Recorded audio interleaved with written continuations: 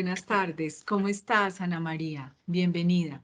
Bien, Fabiola, muchas Bienvenidos gracias. todos a esta nueva jornada, a esta nueva conferencia, la tercera en nuestro simposio.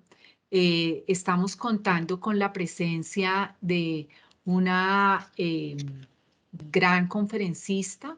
Se llama Ana María Moreno Ballesteros. Ana María es máster en gestión de información y de conocimiento de la Universidad Montpellier.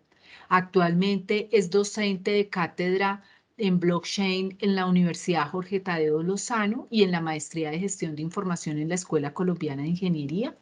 Ana María es líder del grupo de investigación de blockchain.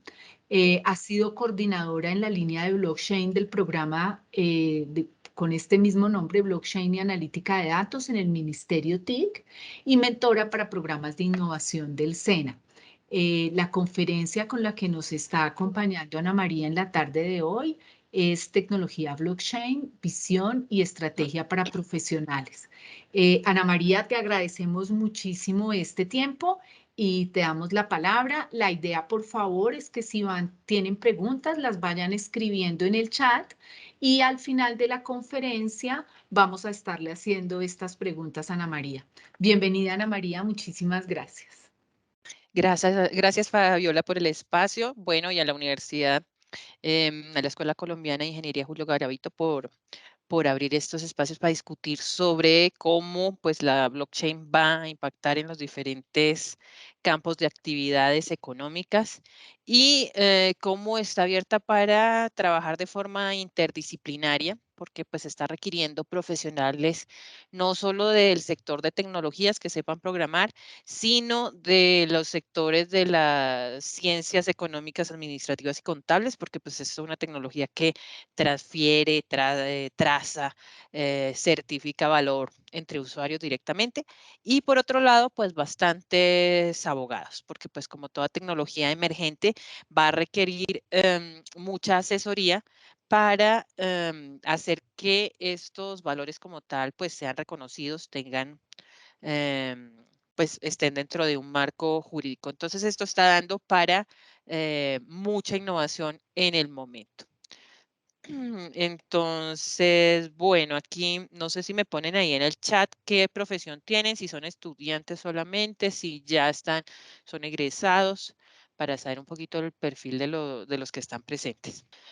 Esto es interesante entrar como por una definición porque pues me he dado cuenta que pues hay como varios, dependiendo del sector o de la actividad, hay varias definiciones de la tecnología blockchain. He encontrado como tres.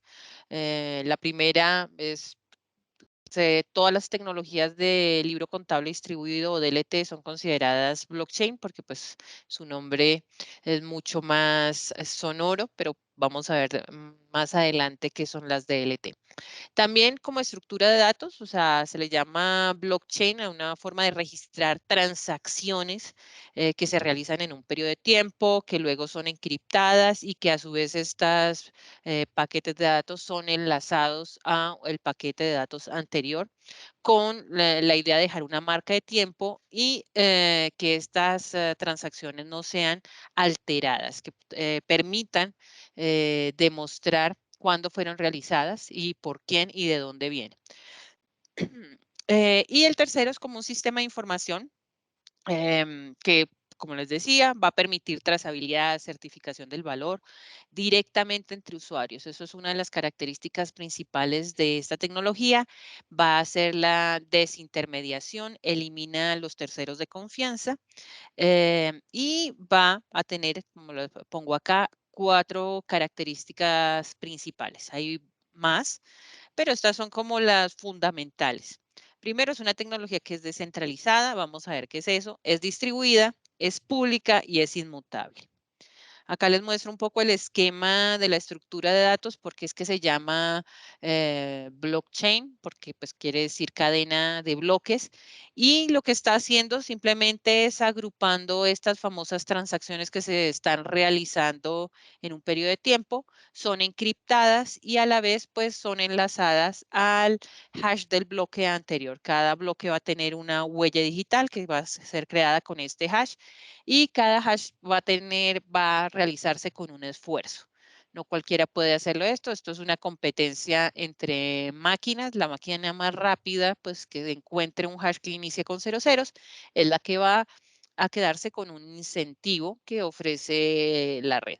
Y los datos se van organizando de forma canónica, una detrás de otra, perdón, retomando siempre el hash del bloque anterior.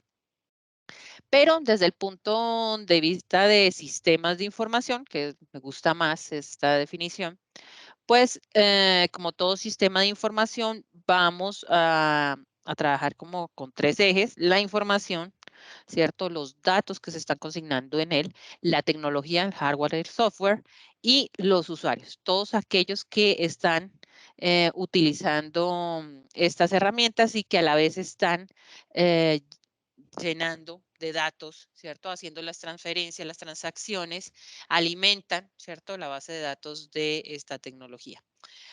Como les decía, es pública, que quiere decir que todo usuario puede tener acceso a la información y al código fuente de la tecnología. Cualquiera puede auditar esos datos.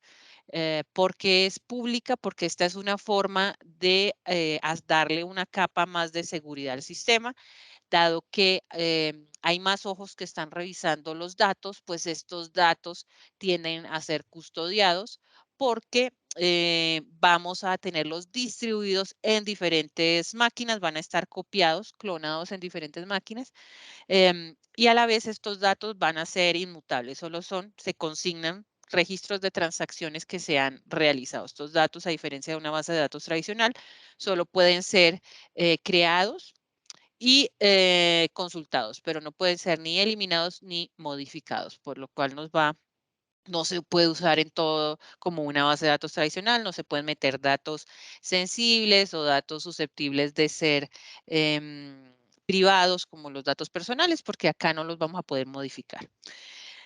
Y otra de las características, y es la principal, y no sé si ustedes están oyendo ahorita que se puso muy de moda el tema de la Web3, pues hace referencia a esto. La blockchain viene a agregarse como una capa adicional a todas las capas de la infraestructura que componen Internet, teniendo en cuenta que tanto Internet como la web son dos cosas diferentes. Internet, si ustedes se acuerdan, Internet pues fue creada más o menos en los años 70, inicios 1974, está el protocolo que actualmente utilizamos, y es la infraestructura, los cables, los módems, los servidores, todos los computadores, los dispositivos que se conectan entre sí para intercambio de información.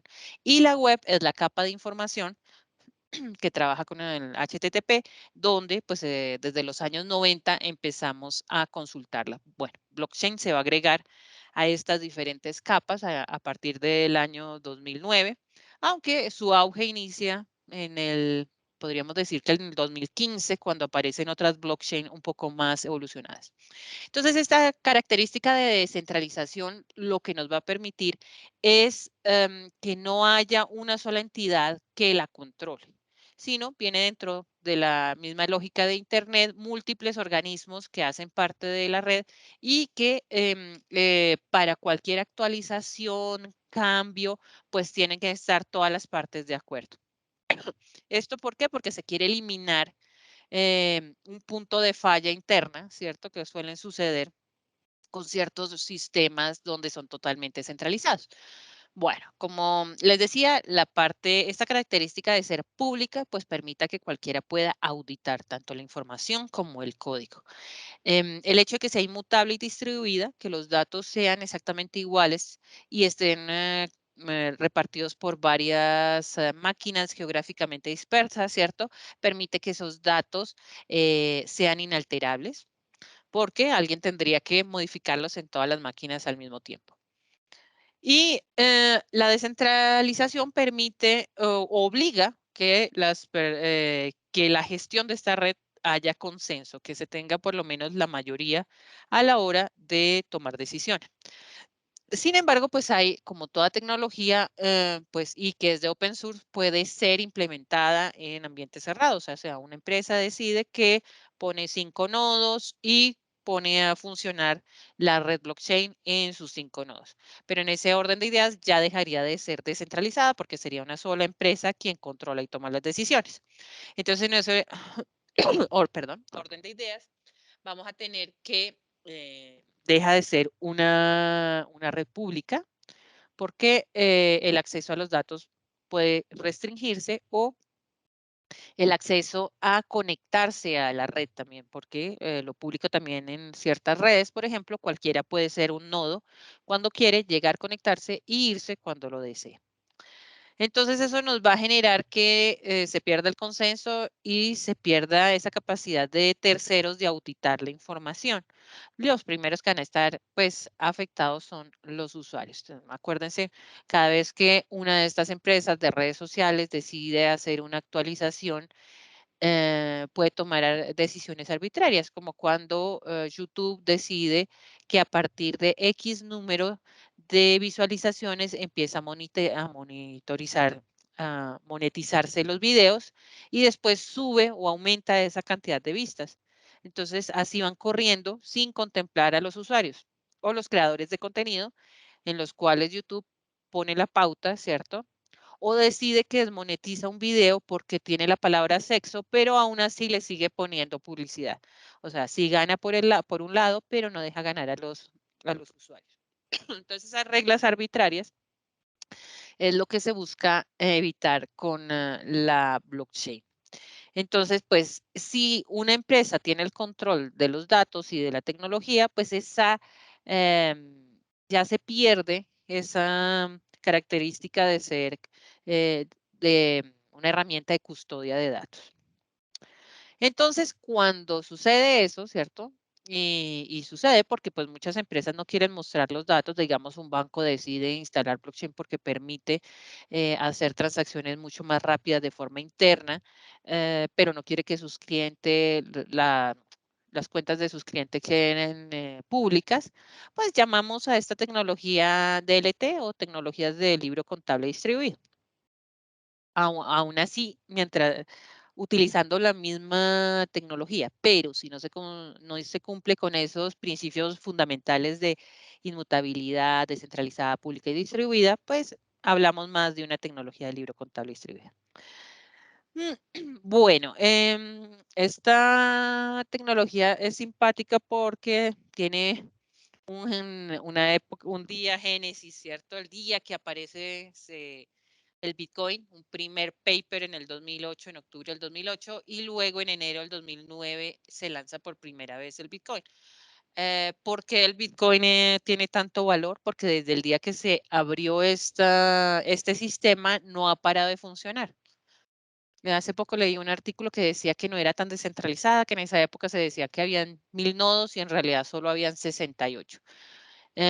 Pero ya de por sí 68 copias al inicio de esta red, pues demuestra que había interés en generar estos sistemas de transferencia de valor que fueran de forma anónima. Esto fue creado porque Satoshi Nakamoto no se sabe quién es.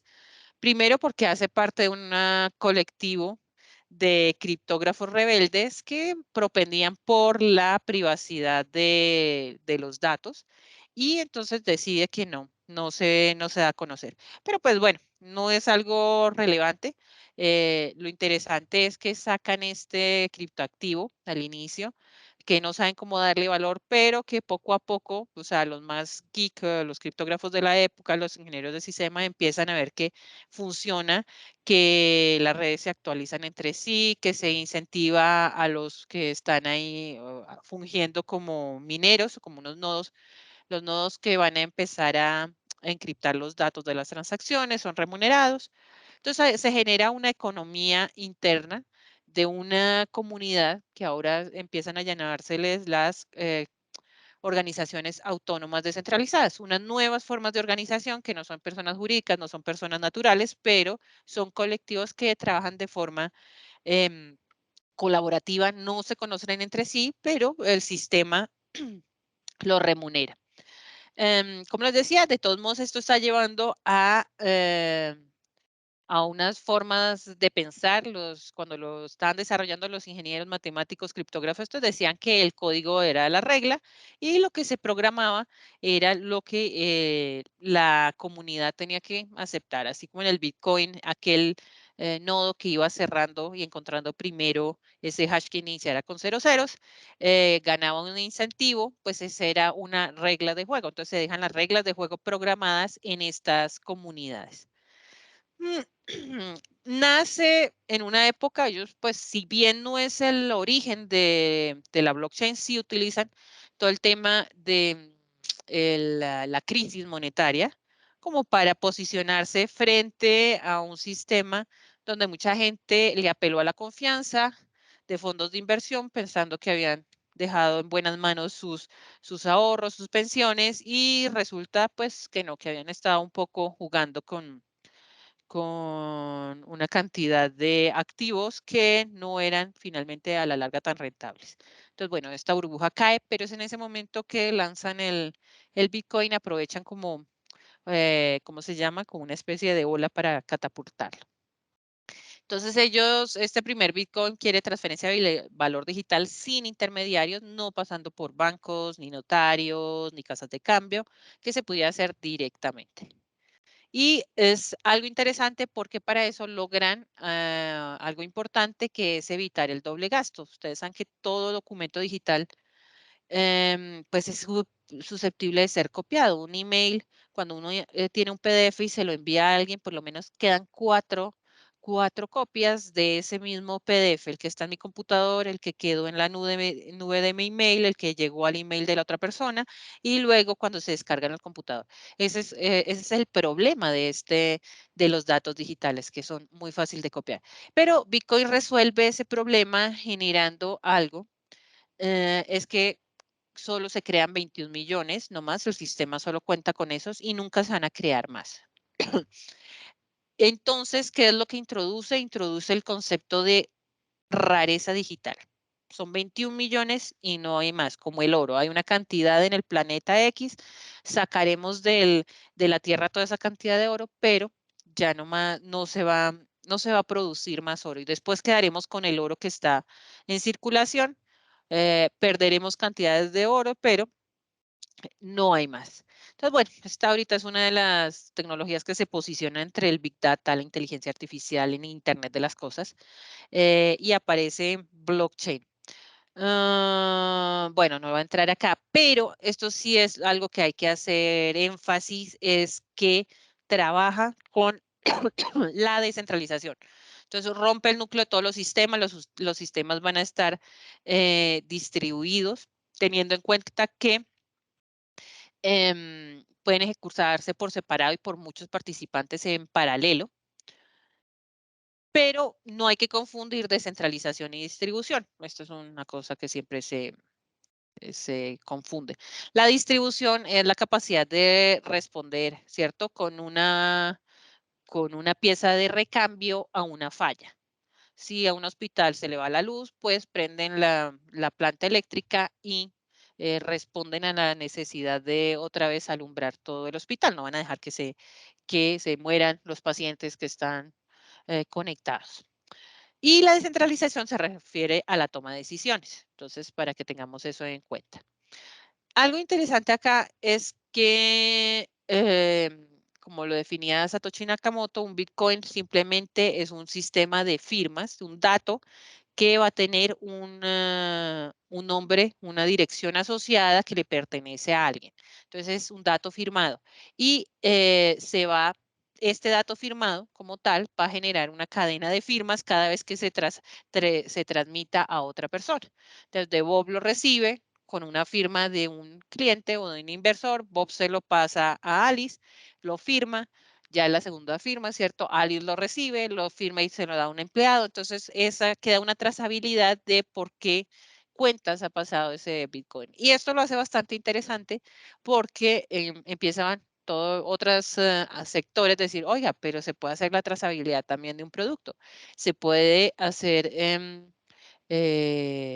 transferencia de otro tipo de bienes y ver por dónde ha pasado, ¿cierto? Generar títulos de valor. Entonces, no solo un activo intangible con valor. Bueno, no voy a entrar en esto. Bueno, esto es para mostrar un poquito que las criptomonedas solo son una pequeña parte dentro del mundo de blockchain, porque son un aplicativo que corre sobre esta infraestructura, que blockchain también hace parte de una gran familia, que son las tecnologías del libro contable distribuido, y que hacen también una partecita de fintech, aunque pues la industria fintech es mucho más grande. Entonces, bueno, acá volvemos a lo mismo, sirve para certificar, transferir y auditar valores sin intermediarios.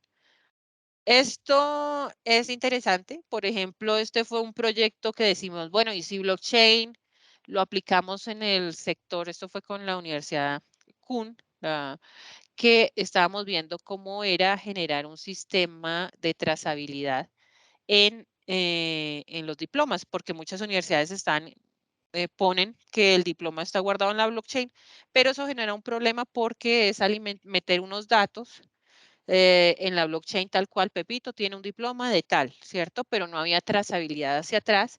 También era delegar a una persona, a un solo intermediario, la creación de ese diploma con el problema que si ese intermediario se deja corromper, puede meter hacer un diploma adicional porque alguien le pagó, ¿cierto? Y quedó simplemente grabado en la blockchain porque la persona, la secretaria metió una línea más. Suele suceder. Entonces acá la idea era cómo hacer un diploma, ¿cierto? Si se hacía trazabilidad y cuál era ese valor. Y entonces finalmente decíamos, bueno, el valor es el conocimiento adquirido por los estudiantes y eso se ve en cada nota que van adquiriendo y si esas notas se van guardando con una marca de tiempo en una blockchain, ¿cierto? En tal semestre vio esta materia con este profesor, esa la firmó este profesor, ¿cierto? Y cuando al final todas esas materias sumaran una cantidad de créditos, podría llegar a abrirse el acta de grado, ¿cierto? Porque ha cumplido con todos los créditos necesarios, pero el acta de grado es el producto de todo un recorrido, ¿cierto? Y de haber ganado unos puntos con antelación y poder ver hacia atrás todo ese valor adquirido. Entonces aquí se veía pues el recorrido del alumno para al final generar un diploma, ¿cierto? Y poder también certificar microcompetencias. Cada asignatura es una microcompetencia. Esta era una forma de verlo, pero pues hay otros sectores. Este es un proyecto con Hyperledger Fabric, que es un marco de desarrollo de proyectos blockchain, pero para el sector de logística, que ha sido implementado por la Fundación Linux, la de los servidores, más IBM. Entonces, hay varios proyectos de este tipo donde dijeron, bueno, también miremos, tenemos problemas con todo el transporte de un container de un punto a otro, son más de 50 entidades que participan, ¿cierto? Adicionalmente son 200 procesos, no se tiene en tiempo real, no se sabe quién tiene en qué momento qué. Entonces, ¿por qué no compartimos todos esos datos dentro de la cadena de suministro y que todos los participantes puedan verlos al mismo tiempo, ¿cierto? Y son datos que a todos les interesa consultar y que nadie controle, sino que se vayan generando. Entonces ellos han trabajado mucho este tema.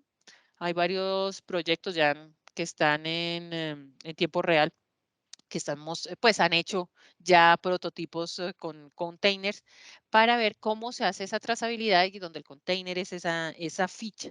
Entonces se va pasando ¿cierto? De responsable en responsable y se está viendo los documentos. Entonces, pero también por eso empiezan todos los sectores a ver, bueno, ¿y cuál es el valor acá que nosotros tenemos que preservar y cómo funcionaría? Este es el caso de Carrefour, ellas ya lo hacían en Excel, una base de datos normal, tradicional, donde pues querían hacerle trazabilidad a ciertos productos de origen controlado, ¿cierto? O productos orgánicos, o productos equitables, o productos que tienen un sello de calidad, o que que solo se pueden hacer en una región. Entonces ellos empezaron a manejar esta trazabilidad con los pollos, desde el que los está incubando, luego el productor del pollo, el matadero y la llegada hasta el punto de venta. Entonces, al final, el consumidor podía ver toda la información que había sido consignada por cada animal, ¿cierto? Los diferentes em, responsables de esta cadena de suministro. Entonces, ¿por qué? Porque la población está pidiendo, quiere saber qué está consumiendo. Tanto aquí como en otros países, pues también en Europa, pues la gente quiere un uso responsable de los recursos, quiere también comer sano y tener información. Entonces, esto era para mostrar si también, porque esto permite, en el caso, no sé si se acuerdan de los casos de Bacamps, de los atunes, pues los atunes empezaban no, pues tenían un nivel de mercurio, ¿cierto? X y había que quitar, sacar de los lotes del mercado, pero pues usted no sabe quién lo vendió, dónde es, lo mandan por radio, por televisión, por favor, los lotes de tal a tal. La idea acá es que una vez que lo lleva al consumidor, ellos saben qué consumidores o en qué tienda se vendió, en qué momento, si están todavía en el stock o no, ¿cierto? Entonces dice, bueno, este lote está en tal lugar, saquémoslo. No, esto ya llegó a los consumidores tales y tales, entonces contactémoslos. Entonces, esto es también para hacer ese tipo de seguridad alimentaria. Y algo que también se está utilizando, dijeron, bueno, estos sistemas descentralizados que manejan fichitas, ¿cierto? Que pueden tener un valor hasta, bueno, ahorita se cayó el Bitcoin, anda como en $22,000. También podemos generar nuestras propias moneditas de compensación y manejar mercados de energía, ¿cierto? Porque ahorita está muy de moda que los edificios o las ciudades inteligentes o sean productores de energía también, ¿cierto? Si hay superficies suficientemente amplias para poner paneles solares, ¿por qué un edificio no puede vender esa energía a sus vecinos? Entonces, pero eso implica que va a ser tanto consumidor como prosumidor, productor y consumidor, entonces tiene que tener una moneda de pago intercambio, ¿cierto? Que se pueda compensar y al final se obtenga una factura donde te digan, bueno, usted consumió tanto, pero también produjo tanto, entonces, y se utilizan estos tokens, fichitas digitales para hacer automáticamente ese conteo de energía entre las diferentes partes de una microgrid, una pequeña red de energía local. Entonces, esto pues facilita esa capa. Acá hay unos proyectos interesantes que se hicieron hace un tiempo y era cómo mandar también, este es un proyecto de unos amigos, cómo trabajar el tema de las remesas a través de las criptomonedas, reducir el pago de comisiones a estas casas de cambio, de envío, ¿cierto? Y que se hicieran directamente a través de cripto. Eso es lo que le apostó el presidente Bukele en El Salvador, ¿cierto? A ganar por lo menos el 10% de las remesas de lo que vive en El Salvador, porque viven de mucha remesa, y poder trabajar em, directamente sin la comisión más allá que el costo de la transferencia, que son pequeñas. ¿Qué es lo que estamos viendo? Pues que son tecnologías que, pues si le soluciona a una empresa, pues le puede solucionar a varias. Entonces se están generando consorcios. ¿Por qué? Porque se requiere, finalmente son mercados donde se van a pasar valores. Entonces lo importante es que haya más actores para que esos valores puedan ir de entre mayor cantidad de gente. Entonces está la alianza empresarial de Ethereum, donde se unieron varias empresas para desarrollar proyectos de tipo empresarial. Principalmente, acá hay bancos, del sector de las tecnologías. Los bancos, pues efectivamente dijeron, claro, nos quieren eliminar, pero nosotros también queremos eliminar intermediarios, ¿cierto? El SWIFT, las tarjetas de crédito, acá en Colombia, ¿cómo se llaman? Redevan, entonces ellos también tienen intermediarios costosos y también quieren agilizar esas transacciones por lo menos a nivel internacional, que siempre les ha tomado mucho tiempo. Entonces se unieron no solo con esta tecnología que es Ethereum, que es una tecnología de segunda generación, sino hay otras que han estado también explorando. O sea, por ahora todavía no decimos cuál es una tecnología que se haya impuesto sobre las otras, aunque esta es como la más utilizada. También está el consorcio R3, del cual solo en Colombia hacen parte dos bancos, el Banco de la República y Da Vivienda, que se unieron y generaron una empresa que esta R3 utiliza Corda.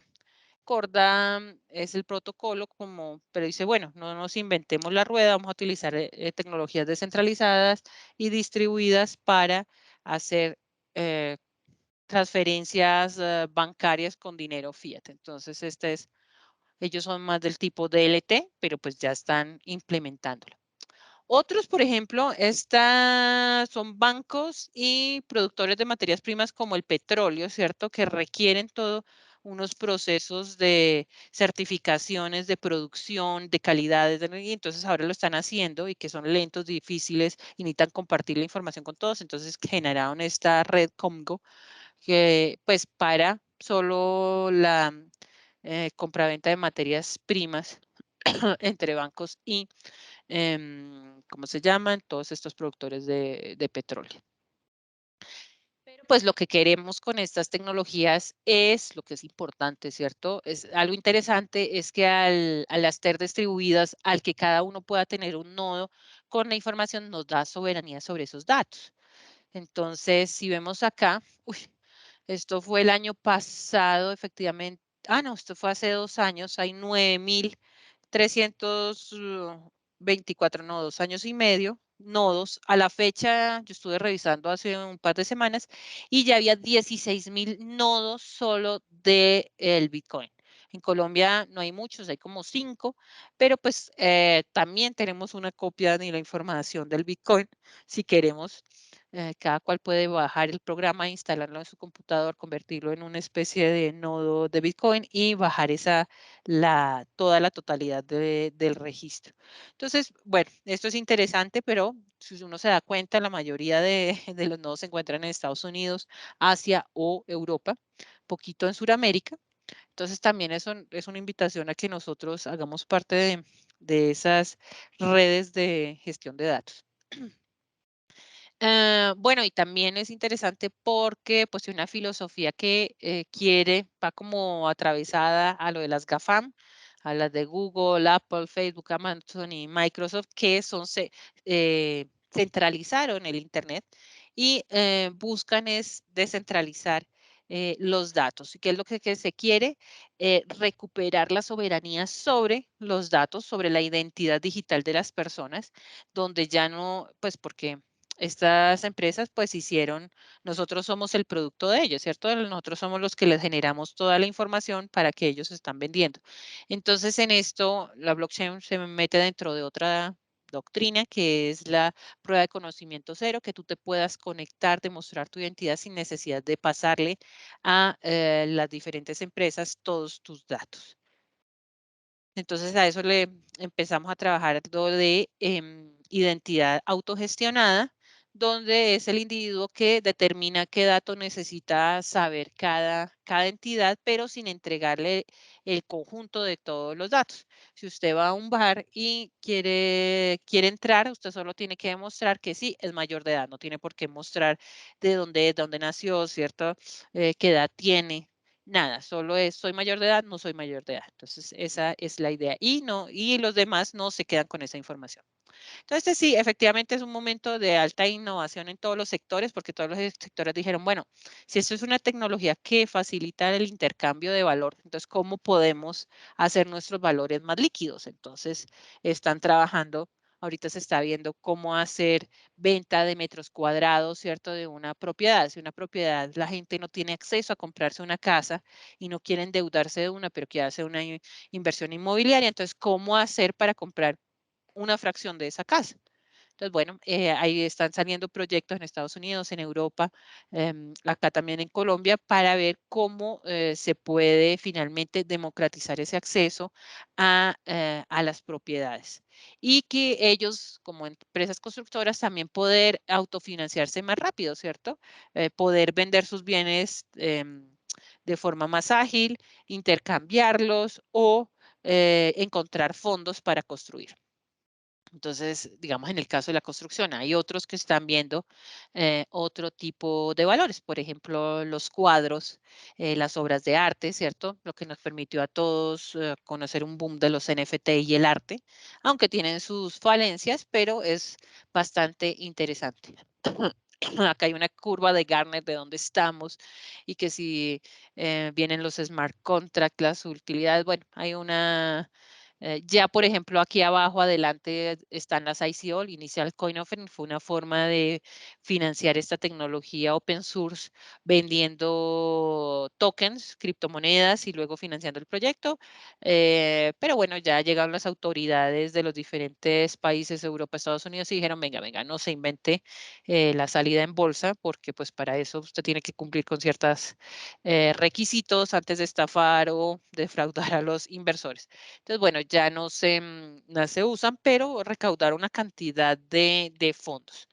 Bueno, esto ya era lo que les había hablado de la soberana, pero acá hay algo interesante y estos son todo lo que se puede tokenizar, los activos digitales que se pueden tokenizar. Esto es de Accenture, la consultora Accenture que sacó para ver qué se podría hacer con la tecnología, ¿cierto?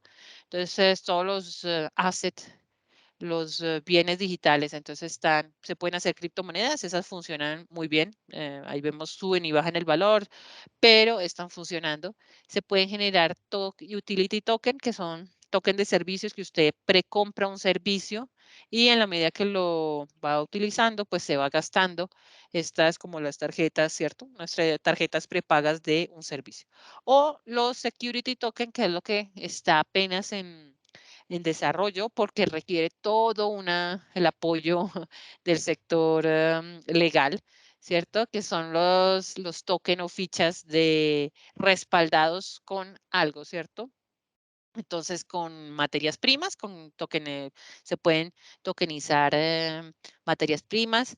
Hay unos proyectos como tokenización del oro, tokenización de la plata, o se pueden tokenizar bienes no bancarizados. Eh, Otras cosas son las real estate, como lo que dice acá, el sector inmobiliario, bonos o dinero fiat, que es lo que ponen acá, y otros proyectos de criptomonedas estables, porque pues están respaldados con dinero fiat en un banco. Entonces, bueno, de ahí pueden salir una cantidad enorme de proyectos donde permitan a los diferentes sectores económicos empezar a pensar en tokenizar, ¿cierto? Utilizar estas herramientas para agilizar esa compraventa, transferencia de valores. No sé cuánto tenemos. Hasta aquí, ¿cuánto tenemos Vamos de en tiempo? 43 minutos, Ana María. Listo, creo que más o menos era ese el tiempo. Sí, para que podamos abrir preguntas, efectivamente sería así. Ah, bueno, Pero listo. no Sí, sé si ya. quieres cerrarla, nosotros esperamos. Bueno, acá ya eh, lo que quería simplemente decir es que vamos a encontrar diferentes tokens o activos que ya existen en el mundo real, como los puntos Carulla, ¿cierto? Las millas de aviación, todo el tema de monedas internas de las empresas que pueden llegar a utilizar estas tecnologías para facilitar estos intercambios dentro de las comunidades que ellos manejan. Entonces es muy común empezar a ver que todos estos sistemas van a empezar a migrar o que ya empezaron a migrar hacia la tecnología. Los usuarios finales casi que ni nos vamos a enterar, pero las empresas sí están viendo cómo esto em, facilita todos estos intercambios comerciales de puntos de compras internas. Entonces, bueno, creo que lo dejo por ahí. Puedo seguir hablando y tengo un jurgo de por aquí de presentaciones, pero bueno. Ok, no, muchísimas gracias, Ana María, por lo que nos has contado. Excelente conferencia. La verdad, se evidencia muchísimo la importancia de la gestión y el gobierno de datos, porque en este caso, al final, esa es la materia prima principal, ¿no? Exacto, y pues el dato como valor. En este Ujú. caso son datos que tienen valor, o sea, un Bitcoin está costando $22,000, ¿cierto? Entonces, por ese dato que tiene un dueño, entonces es lo que pues obliga a esa gestión muy rigurosa de los datos, que sean descentralizados, que estén en múltiples partes, que estén encriptados. Y bueno, ahí hay una serie de capas de seguridad que hay que respetar para que ese valor no se pierda.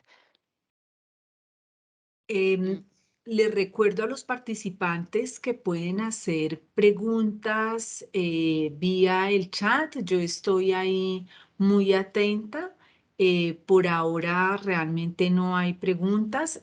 Yo quisiera del público, pero pues en el momento en que las tengan nos cuentan.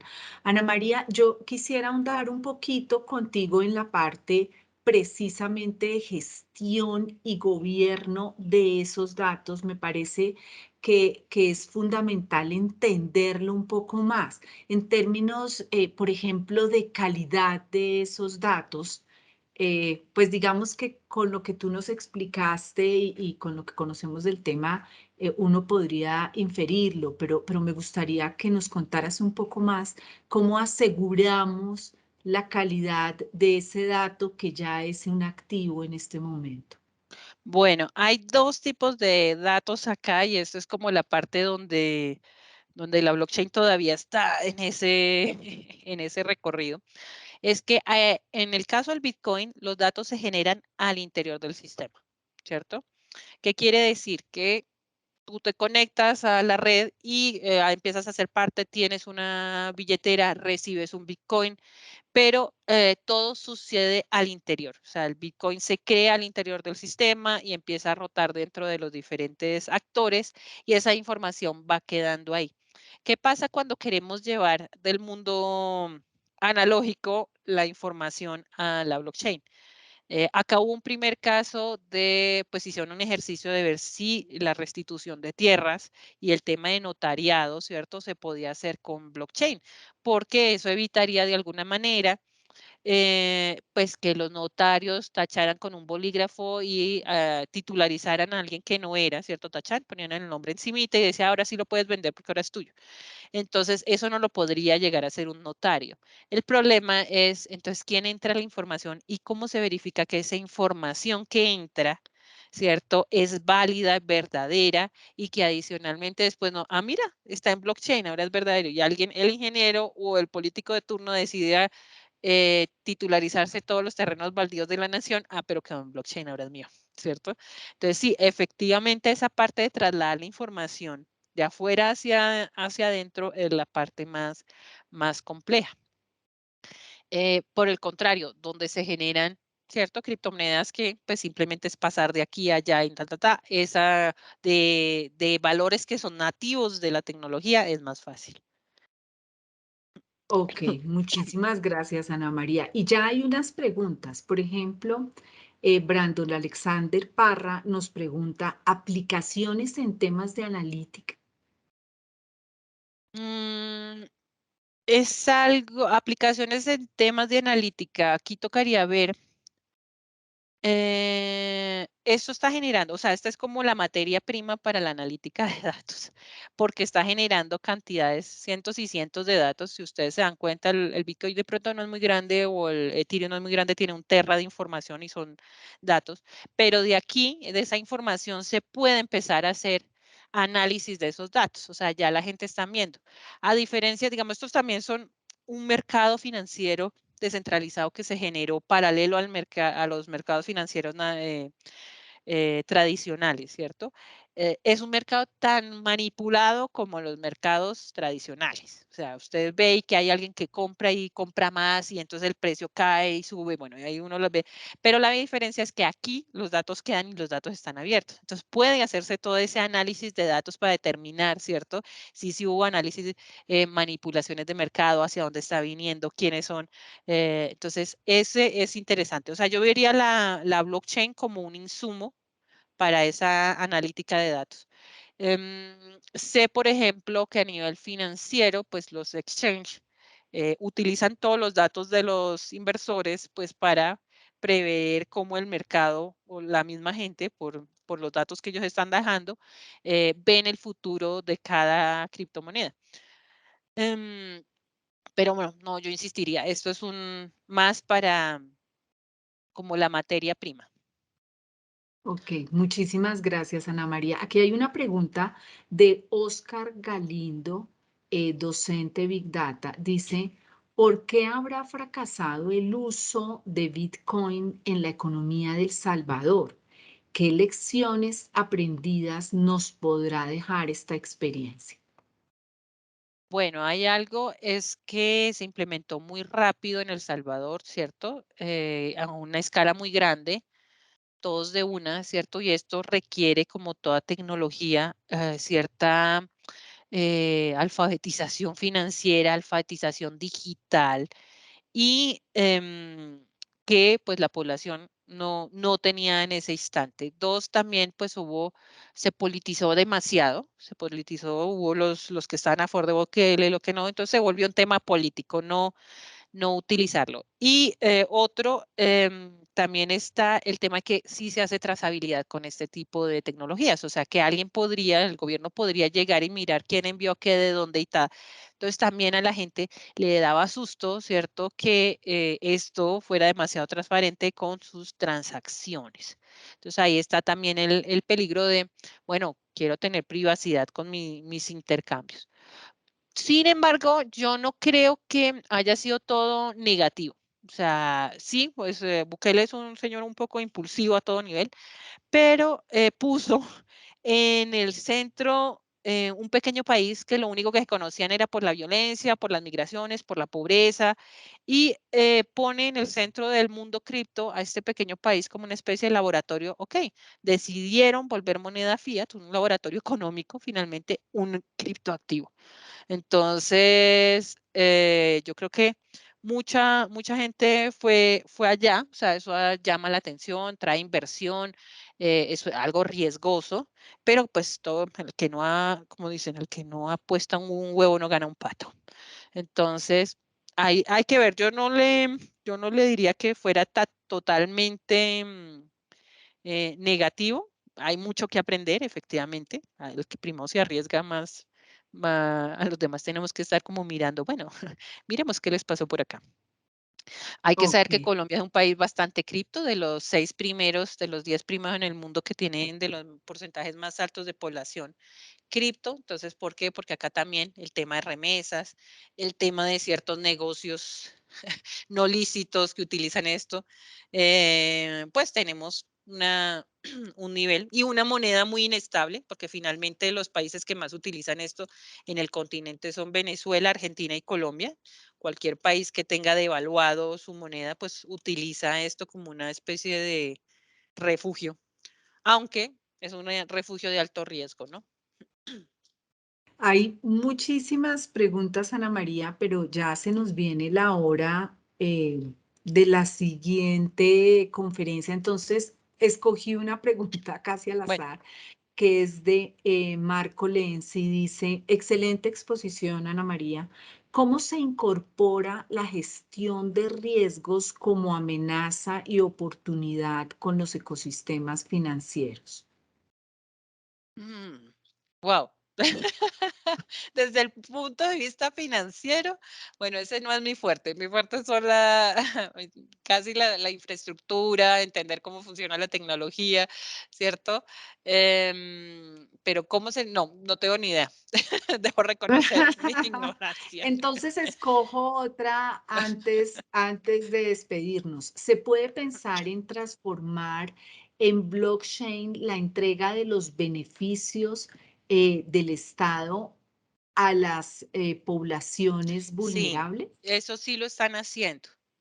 Pues digamos, nosotros yo trabajo con una empresa que se llama Proximax, hicieron eso en un país africano que se me sale de la cabeza. Lo que enviaban eran la llave criptográfica para que recibieran el bono y recibían esa llave al celular, y con eso ellos iban y gastaban en alimentos. Lo interesante era que solo eran, digamos, como eran unos beneficios dedicados a la alimentación, solo podían gastar ese token en unos puntos específicos. Entonces, sí se puede utilizar para hacer y para mirar a quiénes les está llegando. O sea, que no haya, dije, sí, repartimos a 100.000 y nomás fueron 10 y uno que se quedó con el resto, ¿cierto? Entonces, se puede hacer trazabilidad a todos y también decir en qué se puede utilizar, ¿cierto? Ok. Se puede restringir el uso a casos. Esto solo es para salud, esto solo es para educación y esto solo es para alimentación. Entonces también se puede, y sí se están, la ONU también lo estaba haciendo, porque sabe que la única vez que dan estos apoyos a los países en conflicto que tienen muchos refugiados y todo, se pierden, porque el político de turno se queda con el 50%. Entonces estaban viendo cómo hacer este tipo de donaciones con eh, criptobonos. Y los países también creo que están apostándole a ver cómo hacen las monedas fiat también con esta tecnología, pero pues no lo llaman ya criptomonedas, van a llamarse monedas digitales de bancos centrales. Perfecto. Ana María, muchísimas gracias. Muy interesante la conferencia. Te agradecemos muchísimo. A los participantes les damos las gracias. Muchas gracias y feliz tarde. A todos ustedes, muchas gracias. Chao.